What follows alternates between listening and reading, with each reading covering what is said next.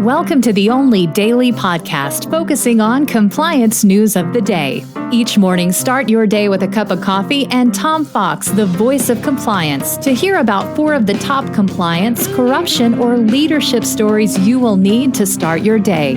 The Daily Compliance News is a production of the Compliance Podcast Network.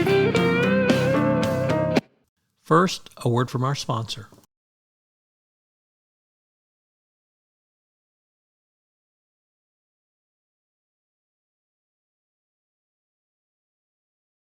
The Daily Compliance News for August 10, 2022, the Boston Scientific announces FCPA investigation edition.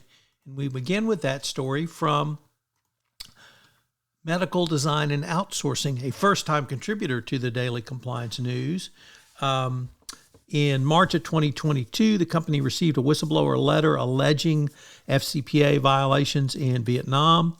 Apparently, the company disclosed these allegations, or rather I should say it's not clear whether the company disclosed these or not. Nevertheless, they are cooperating with the government while investigating these investigations.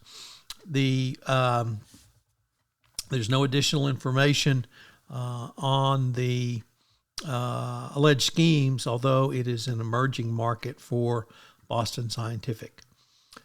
Next up, from Dylan Tokar over at the Wall Street Journal Risk and Compliance Journal, the U.S. brought an administrative charge against China's largest wire and cable manufacturer, saying it violated U.S. export controls by helping the telecommunications company ZTE deliver restricted technology to Iran.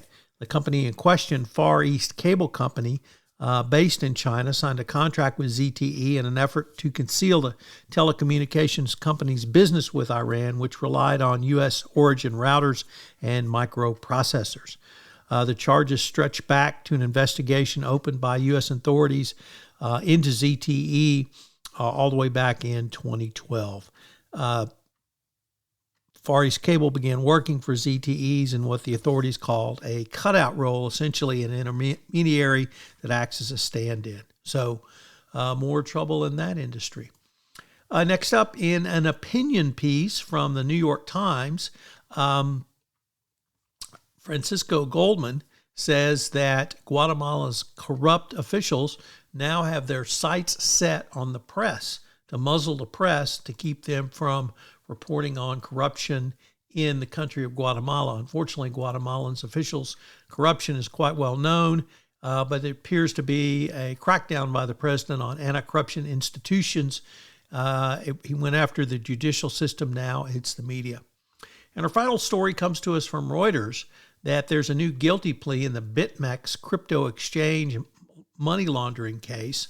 The first employee of BitMEX pled guilty on Monday to violating U.S. bank secrecy laws by failing to establish an AML program, following guilty pleas to the same charge by the cryptocurrency's 3 founders. So BitMEX, more is coming out about their role in money laundering going forward.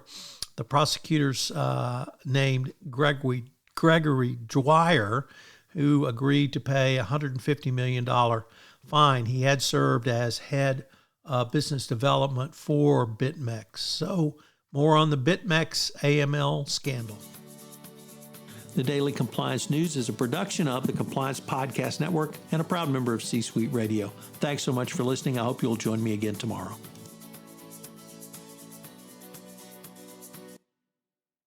This podcast is a part of the C-Suite Radio Network.